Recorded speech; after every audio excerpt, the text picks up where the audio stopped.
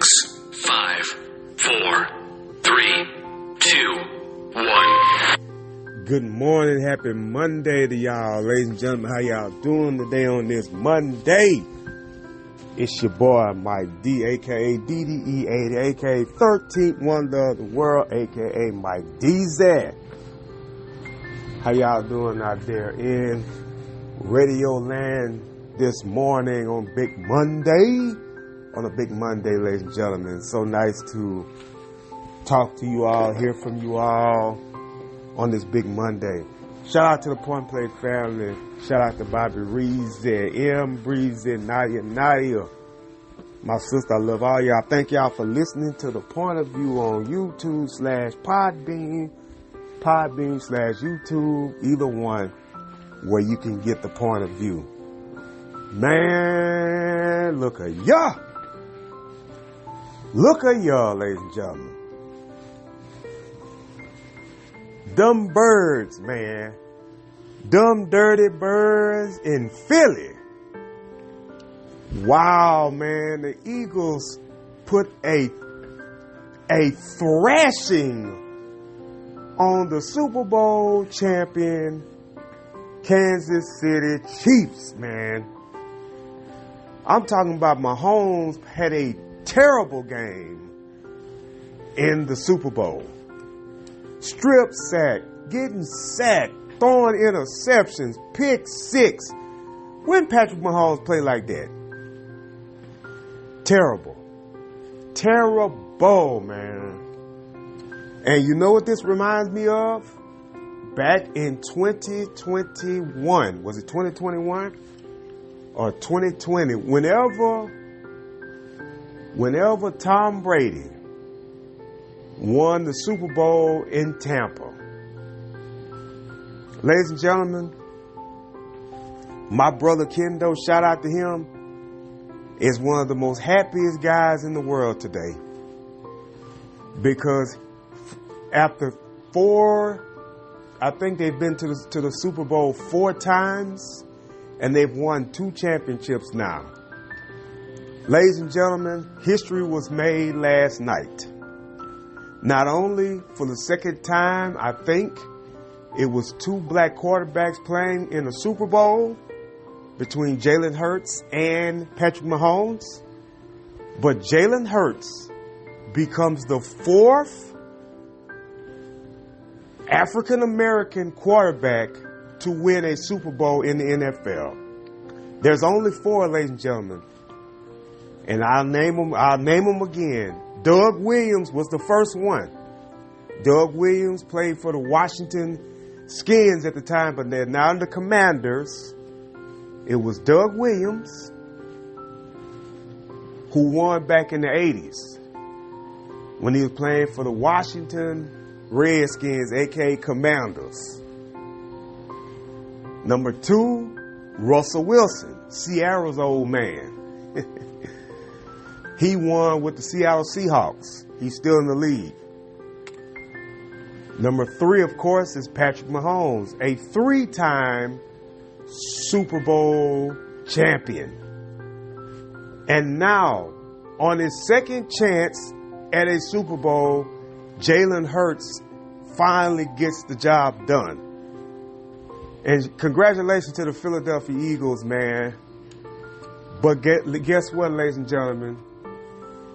I got a smile about this, along with Kendo. And I'm going to tell you why. The Eagles did beat us to win the Super Bowl a few years back in 2017. We beat them back in 2004 when T.O. and Donovan McNabb was the quarterback of the Eagles. So the Patriots versus the Eagles were 1-1. Let me say this. In the Super Bowl now, there's been 2 quarterbacks that has beaten Patrick Mahomes. My New England Patriots and Kendo's Philadelphia Eagles. So we got a little thing on the Chiefs. Man, and let me say this. I'm not gonna act like the Chiefs are not a great team, because the Chiefs are absolutely a phenomenal team. Let me say that. But here's what I'm going to say though. It is hard to three-peat in anything, ladies and gentlemen. Michael Jordan was able to do it because of the mind strength that they had. Michael Jordan was able to do it. Kobe and Shaq were able to do it because of the mind frame that they had. I'm not saying that Patrick Mahomes don't have the mind frame, because Patrick Mahomes is Patrick Mahomes. But here's where the problem is. The Eagles had them beat when they played them last time. The Eagles had them beat when they played them last time. They were not able to beat them because of the mistakes that Jalen Hurts made one mistake in the playoffs, and they were able to win that thing. That's what happened. That's what happened, folks. So now, let me say this. With all due respect to the Kansas City Chiefs, you guys had a great run. You guys have been champions, Super Bowl. You've been in the Super Bowl the last, 3 times? The only other teams beating you guys, the only other team that won was the Rams. That was it. So I'm just saying, you guys can't, the Chiefs cannot win the Super Bowl every year. There's some great dynasties in all sports. The Patriots couldn't three-peat, and we tried, but we couldn't three-peat. We got there like 4 times, but we lost. We didn't win each year. We won every other year. From 14 to 17 to 19, if I'm not mistaken, 18, the last time we won the championship when we beat the Rams. With Jared Goff was the quarterback and Sean McVay was the coach, still is. So Kellen Moore wins a Super Bowl as a offensive coordinator. Now he has to go to New Orleans. He has to stay there and get to know the people in New Orleans and the personnel, the coaching personnel in New Orleans. So that's going to be interesting for him, because he's now got a new chapter of people that he has to deal with. Calamaro is going to be absolutely great to see him.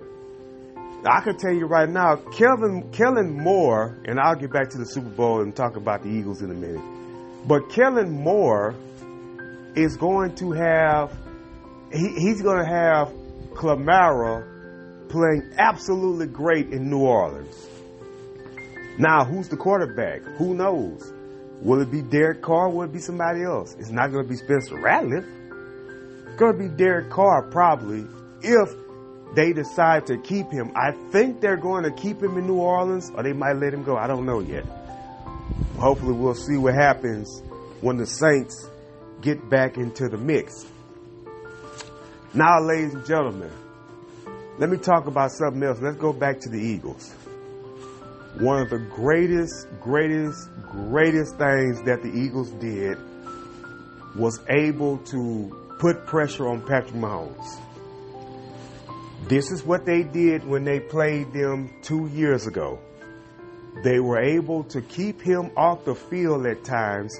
Hurts, besides having 1 interception, Hurts played an absolute great game. He was able to throw the ball for some huge touchdowns to guys like Smith and AJ, Goddard. Those boys played great. Saquon Barkley, I think the moment was kind of a little too big for him, because he did not play that great as what up to the part that he was.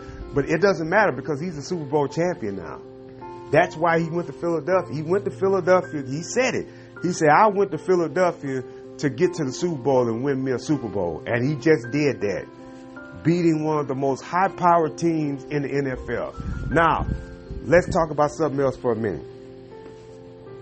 The woes of the Kansas City Chiefs. What did I tell you guys? I told everybody this. I say they keep winning by these close games. I say that is not going to work in the playoffs. It bit them, and guess when it bit them? It bit them in the biggest game of the season, the Super Bowl.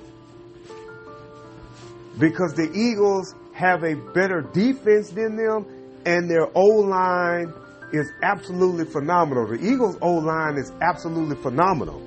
That's why they were able to beat them. That's why they were able to destroy the game plan of the Kansas City Chiefs, the Philadelphia Eagles. And I'll say this and I'll say this again. You cannot keep being in 3-point games and think you're going to win every time. As good as Patrick Mahomes is, no, can't do it. Here's why. Let me tell you another reason why he can't do it. Because teams catch on to that. Now, here's my projection. I think next year, the Kansas City Chiefs is going to have a huge, great run. And guess what I think is going to happen? The Buffalo Bills are going to beat them. If the Bills match up with the Chiefs next season, the Buffalo Bills are going to win. Here's why I say that. You cannot keep losing to a team and thinking that that team is not going to figure out a way to beat you. As far as the Baltimore Ravens, I can tell you right now who's not happy about what they saw yesterday. Josh Allen's not happy. Lamar Jackson is not happy.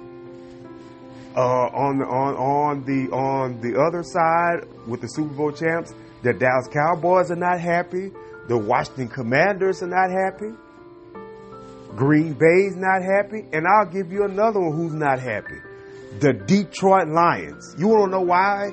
Because they were the team that was supposed to have went to the Super Bowl and played Kansas City. And it didn't happen. And the Lions beat the Chiefs when they played them. But the Bills beat both the Lions and the Chiefs. So they're not happy about that at all. And let's piggyback off another game that the Eagles did this year. The Eagles played against the high-powered Baltimore Ravens, and they were able to subdue Derrick Henry. Saquon Barkley just had a better season than Derrick Henry. I don't care what anybody says. Next season, like I said, this is my prediction next season. Do I think the Eagles can go back? I think they can if they stay healthy and keep everybody they got on this team. Free agency and trades and things are going to come. They're probably going to lose a couple of guys and stuff like that. But if they can keep the core of this team that they got, then they got a chance to repeat as Super Bowl champions. It's just that plain and simple, ladies and gentlemen. I believe it, and everybody else believes that could possibly happen. So, with that being said, congratulations to the Philadelphia Eagles. Congratulations to them winning their second Super Bowl, even though they won their first one off of us, the Patriots. And Nick Foles wants to clown Tom Brady about it. But I like Nick Foles, but let me ask Nick Foles a question. What happened to your career after you won that Super Bowl? What happened to it? Your career went down the drain. I'll tell you somebody else who's still playing in the NFL, and I'm very proud that he is. Joe Flacco. Joe Flacco's still out there. Joe Flacco's been out for a long time. He's been playing for a long time. I think him and Aaron Rodgers right now, along with Russell Wilson, are the A's and B's, which means the veterans of the NFL as quarterbacks, because there's not too many more of them. I think everybody else is young. And Kirk Cousins, and that's it. And Matthew Stafford. Those are the older quarterbacks in the game. So we'll see what happens now as we get ready to go to the offseason of football. But again, congratulations to the Philadelphia Eagles for becoming the Super Bowl champions, beating, and not just beating, but annihilating the Kansas City Chiefs. And I'm going to tell you something else where a lot of people are upset because the Chiefs killed their parlays. The Chiefs killed a lot of people parlays because everybody was shocked to see how the Eagles went out and put a pounding on the Chiefs. The Chiefs killed a lot of people parlays yesterday. Those guys weren't doing absolutely nothing. But the Eagles were ready, and the Eagles played more of a passing game than they did running. Great move by Sirianni and Kellen Moore and all those boys on the Philadelphia Eagles coaching staff. All right. With that being said, now we know that football is probably going to get ready to have their draft and things like that. We're looking to see where Cam Ward, Shedeur Sanders, and Travis Hunter is going to end up. And I'll keep us posted on that when it comes down to it. NFL is going to be, of course, still going to be live because they're still going to have things to talk about, off season, things like that. Mike McCartney, I thought he would have fit the bill as the Saints coach, but he decided not to be the Saints coach, so he decided to go take a year off and things like that.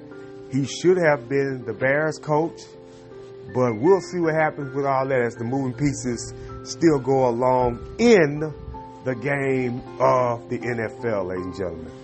Also, let's talk about something else for a minute.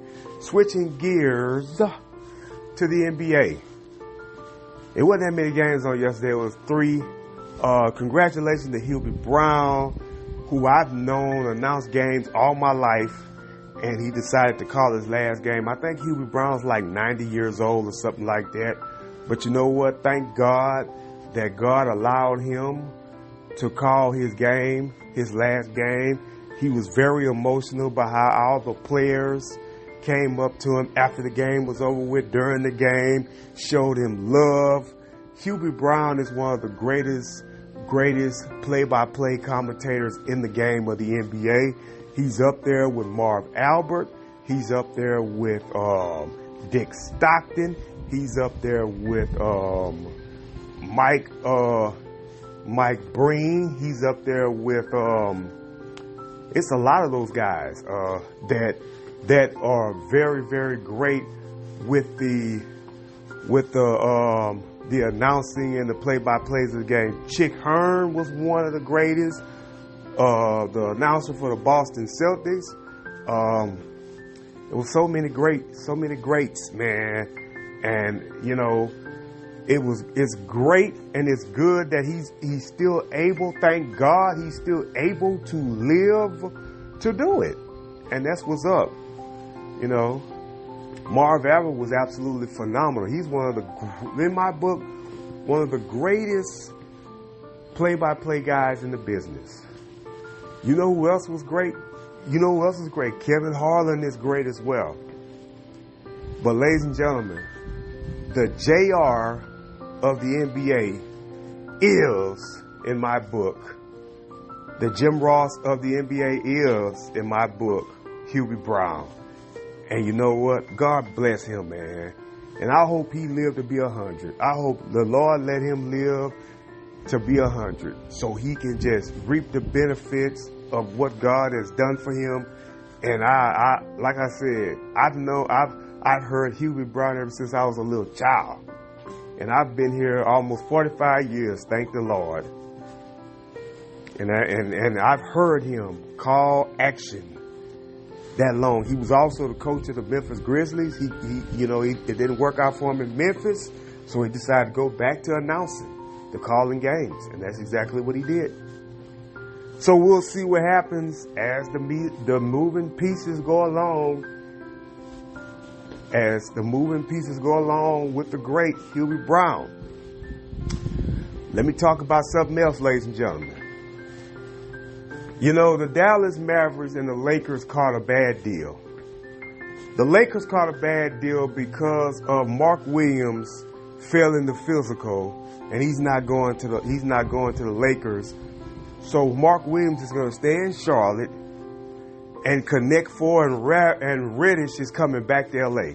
Now you know they're going to feel some type of way because they were set to be traded, and now they got to come back to LA. You know Connect's going to come back out there with a chip on his shoulder because Pelinka and them tried to trade him. He's going to try to play. He's going to try to overdo it. Cam Reddish as well, and they need to just chill out. The Lakers do need to look into the buy. Like I said yesterday, they need to go into the buyout and see if they can get Mo Bamba and add him to the team for the rest of the season. Because you're going to need a big guy. If Christian Wood comes back and be healthy, then the Lakers can stick with him and Jarvis Hayes. Because let me tell you something. Christian Wood, when he's out there, he's very athletic. They need a center. Listen to what I'm going to tell you what kind of center they need. Right now, the Lakers need a center that can run up and down the court with Luka and LeBron. And Jarvis Hayes can do it, but he can only do it off shots that they give him. Not the shots that he takes, not the shots that he has, but off the shots that they give him. And that's what that is, ladies and gentlemen. So we'll see what happens. They got to create a shot for him. So we'll see what happens with that.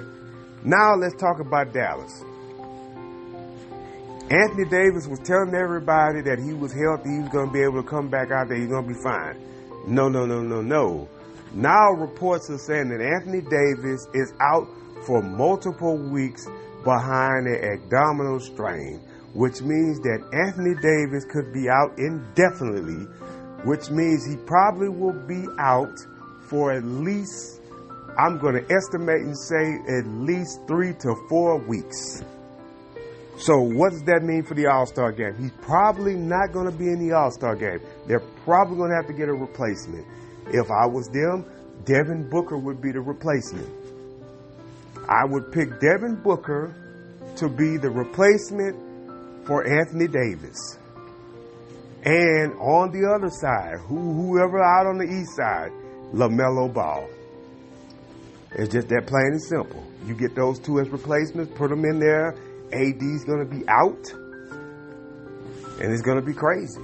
That's just what I'm saying right now. Because the fact of the matter is, this is why Dallas fans boo AD, because they know he can't stay healthy, and he just put, after having a great game with them, now he's out for what? For multiple weeks, which is indefinitely. So that means that AD might be out for a whole month. Dallas is at the bottom of the totem pole. So guess what's going to happen now? If Kyrie can't get these guys back to a play-in or something like that, Dallas is not going to make the playoffs this year. They're plain simple. They're going to be in a play-in, they're probably going to get put out. But if he can keep them afloat, if him and Clay and Gafford and those boys can keep them afloat, then they got a chance. But I doubt it, ladies and gentlemen. I just don't see it happening for them this year. I see it could possibly be next year when the Lakers get there, when LeBron and Luka then finally found a way to play.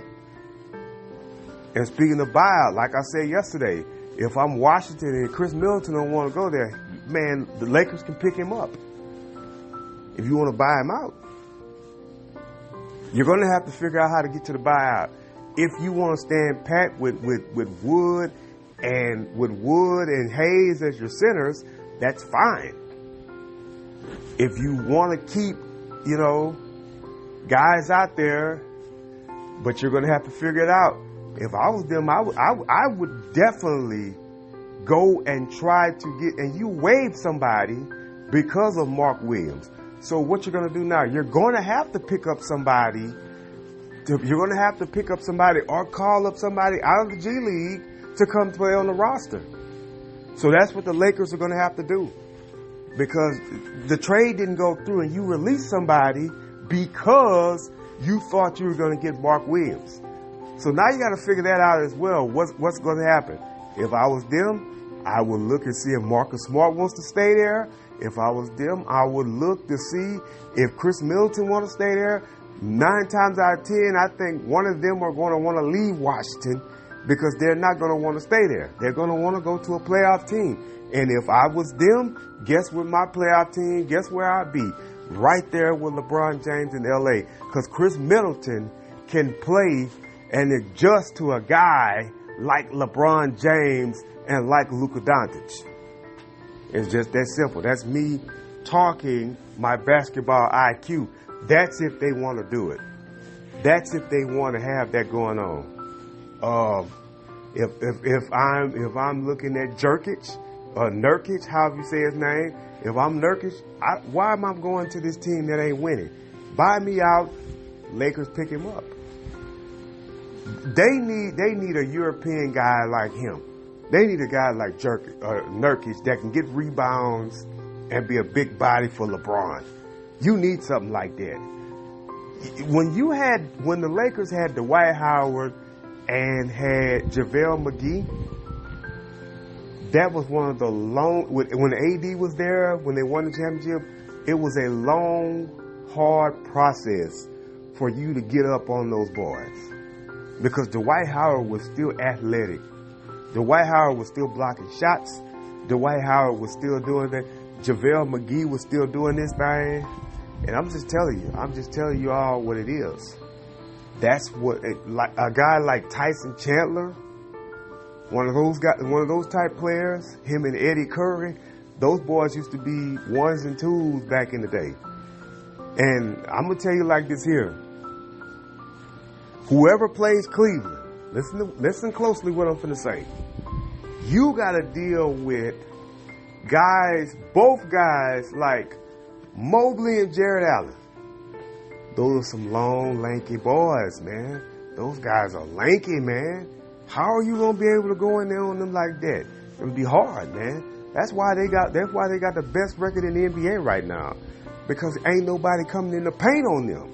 Sure, their backcourt is small, but that front court is serious. And I hate that Karis LeVert left there, but then you pick up Hunter in the trade. Hunter's another big lanky guy. Man, those boys, hey, let me tell y'all something. If it comes down to OKC versus Cleveland for the championship, you're going to have a fun series, because the thing about it is this. Firepower from D. Mitch and Garland versus Chet and Dort and those boys, Hardenstein and you know, Holmgren, man, that's going to be fun if that happens. Or it could be Boston and OKC. You never know who it's going to be, man. I know that New York's not ready this year. They're going to make a nice little push, but they're not ready. Indy's going to probably be in there, but they're not going to be ready. Detroit is shocking the world because they are now a playoff team that's playing great. Atlanta's still on the outside looking in. They made some moves early in the season, and they just made another one because Karis LeVert is in. I think he is in Atlanta, so he's gonna help out with them. Man, let me tell y'all something. The NBA, with the moves that the NBA made this year towards the trades, deadlines, and things like this, is absolutely fantastic. This is the beefed up part of the competition now, man. And I don't care what anybody says, the Lakers are in the mix right now the way that they are. They play Utah tonight and tomorrow, so LeBron's probably going to be ready. Luka is supposed to be playing tonight. We're going to see how that works out. LeBron's probably going to be back tonight because he had ankle soreness. He sat out Saturday's game, and AR-15 showed everybody why he deserves to play in L.A. Great game for him, 47 points for AR-15. Rui had 27 points. The Lakers played absolutely great, beating a defensive team like the Indiana Pacers, because Indiana is a defensive team, folks. Miles Turner and Siakam and Tyrese Halliburton, all those boys, they did what they were supposed to do, man, against a team like that. So it's interesting to see what happens with that. But let me go back to Dallas right quick. Anthony Davis, and I'm gonna tell you something. He played with the Lakers for 6 seasons, and this is why they was not able to repeat, because of him supposed to be taking the wheel as the number 1 guy on the team, and this happened. He stayed hurt.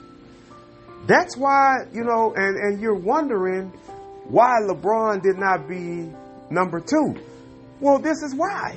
Because Anthony Davis never stayed healthy enough. Now, don't get me wrong. Last year, AD played 73 games out of 82. He played, he was able to play great, but we got swept by Denver in the first round. Again. Well, no, we didn't. We got the gentleman's sweep last year against Denver, where we won 1, but they still were able to beat us. So the Lakers got to get Denver off their back if they want to do something, because Joker is let me tell y'all something. I want to say this with all due respect to the Denver Nuggets.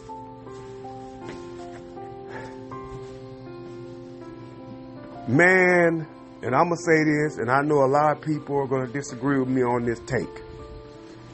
Joker is carrying the Denver Nuggets into the playoffs. Joker, Russell Westbrook has played great this year with Denver. Signing with them, I think they're going to re-sign him. I think they're going to give him another deal next season. I don't think he's going to leave Denver. Jamal Murray has not played up to the par that I know him to be as. Gordon and those boys have been kind of silent, along with Porter Jr., because they were talking about trading him, and Denver organization said, no, we're not. We're not trading Porter Jr. I'm here to tell you guys this with all due respect. I don't think Denver is going to do too much this year. They're going to be in the playoffs, but I don't think they're going to be. If the Lakers, let me say something. I think this could be the year that the Lakers get over the hump against Denver. Let me go back to something else. Way back in the day, 30 years ago, Michael Jordan was able to destroy Patrick Ewing each year he played them. The Bulls were beating the Knicks each year. Guess when the Knicks finally got over the hump? The year that Jordan didn't play, the year and a half that he didn't play, the year of 95, the Knicks were supposed to be one of those teams that were going to do what they had to do. But they ran into Reggie Miller and the Indiana Pacers. But the year before, they ran into Akeem Olajuwon and Kenny Smith and Robert Horry and those boys. The Knicks were able, the Rockets were able to beat the Knicks and then turn around the following year, and the Rockets repeated by beating Shaq and Penny and the Orlando Magic. The Knicks were never able to win a championship even after Jordan retired in 98. They went on a tear in the playoffs in 99 because nobody was able to stop them. They were the 8th seed team, and they ran up against the Twin Towers of David Robinson and Tim Duncan. And I'm talking about a fresh Tim Duncan. That's why they couldn't stop him. And Patrick Ewing was a little older and he had got injured. So that's why they were able to do what they did. But man, I'm here to tell you guys, sometimes in basketball, sometimes in football, baseball, the teams that have never beaten a team, they finally get a chance to get over the hump. The Lakers have got to get over the hump to beat the Denver Nuggets if they make it in the playoffs. It's just that simple. The year LeBron wants that 5th championship, I think he can get it before he retires. I think next year LeBron is out, and I think he goes out as a champion. That's just my thought of that. That's just the way I feel about that, and I'm going to stick with that until they say LeBron is out. That's just the way it is. So, with that being said, let me also talk about something else right quick before I leave. WWE Raw tonight. Very interesting. Bailey versus Lyra Valkyrie. And we also got Finn Balor in the ring. I don't know who he's taking on. I know Logan Paul and Rey Mysterio are supposed to be fighting for the shot at the Elimination Chamber. I don't think Rey Mysterio is going to win. I think Logan Paul is going to be in the Elimination Chamber because they want to make some suspense out of it. And I'll tell you this. I think at WrestleMania, we will probably see Logan Paul going up against AJ Styles because that looks like that is probably going to be the matchup that everybody's going to want to see. I think you save Logan Paul versus Gunther for a big card like a Money in the Bank or something like that. Because I think it will be Gunther and Logan Paul fighting soon. But will it be, and I think it's going to be not for the title. I think it's going to be a grudge match. That's just my thoughts on that. Also, I didn't talk about this the other day, but I want to talk about it now. There's a proposed triple threat match supposed to be happening at WrestleMania between CM Punk, Seth Rollins, and Roman Reigns. Let me ask you this. What is going to be on the line in that situation? If you're going to have that three-way match between Seth, CM Punk, CM, and Roman Reigns, what's going to be on the line in that situation, in that match? Are you going to see Roman Reigns have a number one contenders match? Is this what this is going to be? Because this is going to be, and I'm going to say this, Lord forgive me, but that's going to be a hell of a triple threat match if it's going to be worth a number one contenders match at WrestleMania. I don't think they never had that type of match at WrestleMania, so we'll see what happens in that triple threat match at WrestleMania. Now, I remember when Randy Orton took on both Cody Rhodes and Ted DiBiase at WrestleMania and a triple threat, which it was. I think it was a triple threat. Yes, I think it was a triple threat. It was a triple threat at one of the WrestleManias for nothing, for just to have a showcase match. This cannot be just a showcase match at WrestleMania. This has to be something on the line for this. And ladies and gentlemen, I thought about this and I'm going to say this. Roman Reigns is supposed to be bringing a new championship to WWE, which is the Tribal Chief Championship. Now, if you're going to make that match at WrestleMania, this is just me if I was booking, why not put that Tribal Chief Championship on the line in a triple threat? That's just me talking. Here's what I'm trying to figure out where people are now understanding. They are pushing. They have made CM Punk. Listen to what I'm going to tell you. They have made CM Punk as one of the biggest stars back in WWE. Let me tell you what the problem is. He's not fighting for any titles. He has not fought for any title since he's been back. He's been in regular matches, a Hell in a Cell match, and the Royal Rumble twice. But they have not put him in a regular title match. I know why they're doing that. They're saving it because this year, sometime this year, CM Punk is going to be in a championship match. Whether it's against John Cena, whether it's against Gunther, whether it's against Cody Rhodes, whether it's against Jey Uso, who's probably going to become the WWE World Heavyweight Champion. And I'm going to tell you this right here. This is where a lot of people don't understand. Jey's not going to fight Cody. You want to know why he's not going to fight Cody? Because they're saving Cody for John Cena. Whoever wins this Elimination Chamber match, which could be CM Punk, which could be John Cena, which could be Jacob Fatu, Damian Priest, or Braun Strowman, Logan Paul, Rey Mysterio, Finn Balor, whoever's in there, they're saving them for Cody. So Cody's going to get the so-called leftover championship match this year. Because last year, when they did that, Seth Rollins was the leftover match, was the leftover champion, and Drew McIntyre won. And of course, he won the title 5 minutes at WrestleMania, only to lose it to Damian Priest because he cashed in, all because of CM Punk. But I'm here to tell you guys what I think is going to happen, because that's what I think is going to happen.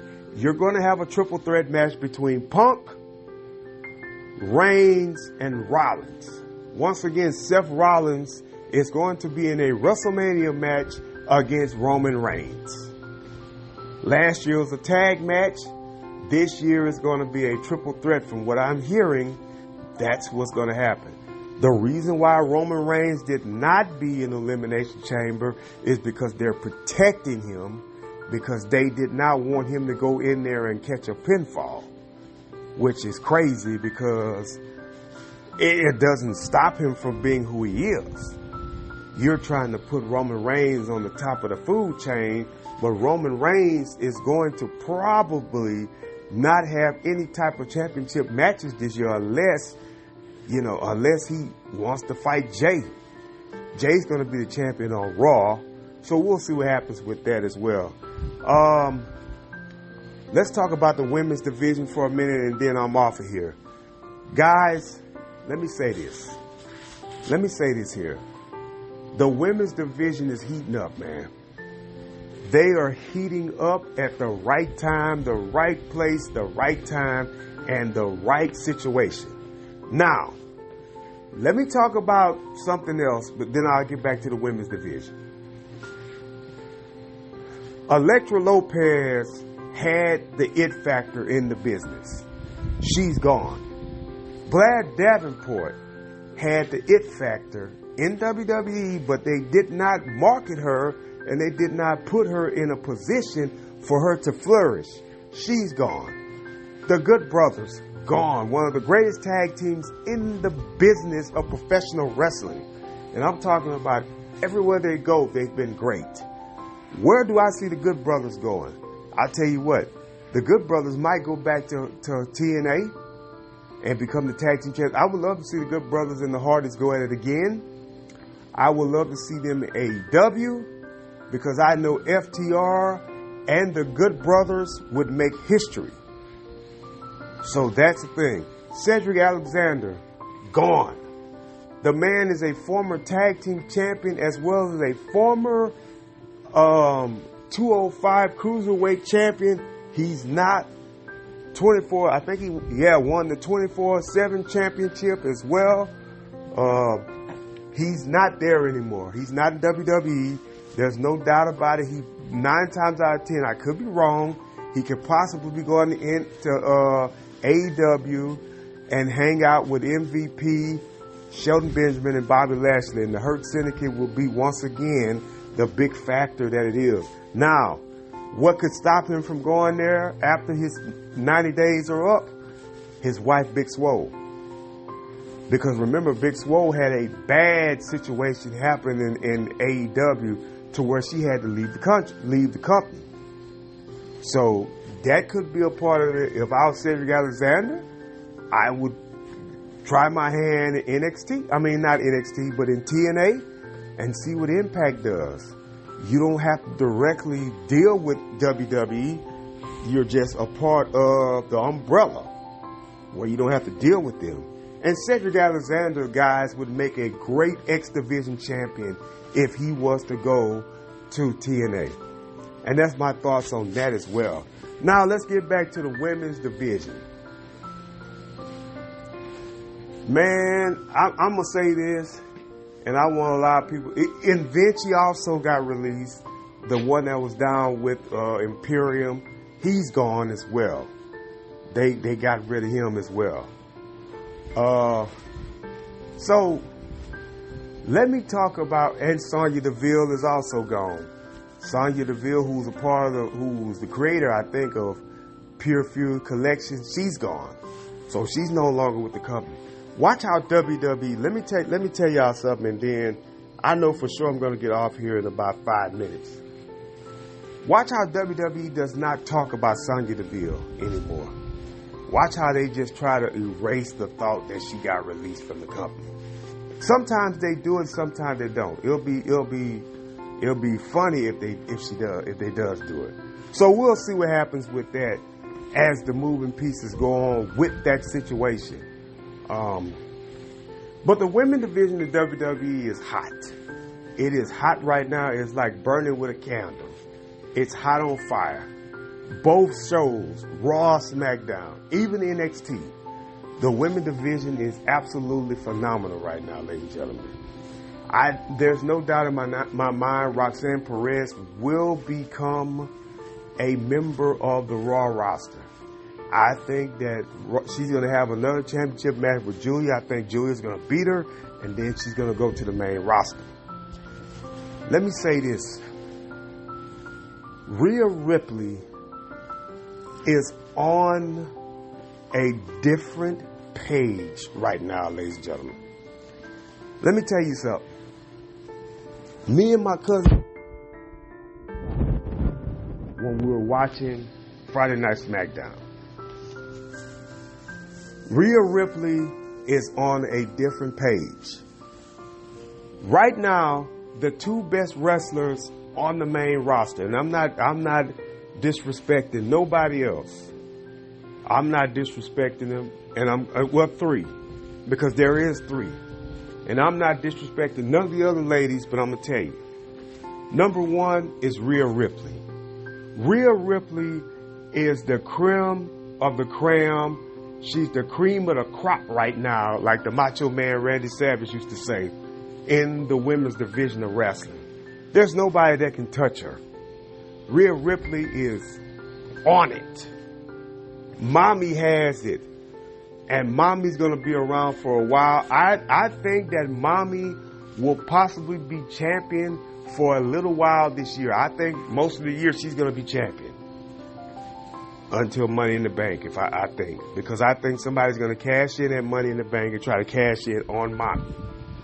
And that's going to set up a big, huge match at SummerSlam. So who's going to be that person? I don't know yet. I'm looking between the limbs of the business and to see. It could be somebody from NXT or it could be somebody that's been on the roster for a while. I will tell you this, though. Let me say this. I think that Money in the Bank should go to Jade Cargill this year. When Jade Cargill gets healthy, I think that Money in the Bank briefcase should go to Jade Cargill. Unless I'm seeing something else going on with other people, I think you go with Jade. Jade Cargill, Money in the Bank winner. No doubt about it in my mind. I may be wrong, but I doubt it, and that's just what I'm thinking about that right now. I think Jade could possibly be the Money in the Bank winner. All right. That's one. Rhea Ripley's one. Number two is Bianca Belair. There's no way you keep marketing Bianca and think that taking the title off of her is going to make her feel less and less. No way. No ma'am. Naomi is the most gifted, pure black wrestler, women's wrestler in the business. And that's no doubt about it. Naomi is super talented, man. I don't care what anybody tells you. She is one of the most skilled women's wrestlers, black women's wrestlers in WWE. And that's just truthful. That is truthful right there. Bianca Belair is one of the strongest, and she's over. But Naomi is one of the greatest pure black women wrestlers in the game. And I stand on that. She's Bianca's two. Guess who's number three? Charlotte Flair. Charlotte Flair's number three, man. Ain't nobody touching Charlotte Flair. Now, here's what I think should happen. Let's talk about this for a second. Charlotte Flair goes to WrestleMania and she picks Tiffany Stratton, which I think she is going to pick Tiffany Stratton. They're going to fight for the women's SmackDown title. I call it SmackDown because that's where the belt is on. What happens if Tiffany Stratton beats Charlotte Flair? Guess what happens? That puts Tiffany Stratton on a whole nother level in the business. If she's able to beat Charlotte Flair. And let me say this, if Charlotte Flair wins the title at WrestleMania, she's not going to be champion long, guys. I don't think this 14th, 15th reign is going to last more than 2 months. I just don't think that. I really don't think that that's what she's going to be designed for. She could possibly hold the title probably until Money in the Bank. That would be a great situation. If Jade was the winner and Charlotte was the champion, wow, that would be great. Tiffany Stratton can go back down the ladder and go in the mid-card because Tiffany Stratton could make a great, listen to me closely, man, could make a great women's United States champion. That would fit the bill for her to become the women's United States champion if she loses the title at WrestleMania to Charlotte Flair. That's just my thoughts on that, folks. The Raw side, Lyra is absolutely great. She's great in the ring. She's still trying to get herself out there. There's a lot of women on both shows, man. You're looking at Ivy Nile, Zoe Stark, Shayna Baszler, of course Liv Morgan and Raquel. Let me say this too. Let me say this, man. This could possibly happen. Liv and Raquel could become the women's tag team champions. That could possibly happen, folks. That could possibly happen at either a Raw or a SmackDown or either at a pay-per-view, man. Probably, but Bianca is in the Elimination Chamber. So, with that being said, listen to what I'm telling you.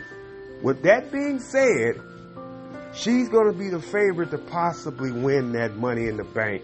I mean, that Elimination Chamber, Bianca is. But there's some great, the women's division is pumping up on both Raw and SmackDown and even NXT, because NXT got some great women wrestlers in there. And I'm not stereotyping. I'm not being racist, but this is Black History Month, and I just want to give a shout out to the women, the black women that wrestles over there, from Jakara to Lash to Kalani, Jada, Ava. You got some great, great African American women over there that's trying to make a name for themselves. And that's what I'm trying to tell y'all about all of the women. And I'm not knocking Fallon Henley. I'm not knocking Julia or those other women that are there, because they have a great variety of women that wrestle on there. Alexa Bliss is also in the tournament. Where does Alexa Bliss go? I don't think Alexa Bliss is going to be champion anytime soon, unless she's a mid-card champion. She could also be a great women's United States champion. I would love to see Tiffany Stratton go up against Alexa Bliss. That would be one of my favorite matches to see as well. Alexa Bliss and Tiffany Stratton. That would be interesting to see what Miss Bliss can do as well. So yeah, you got Liv,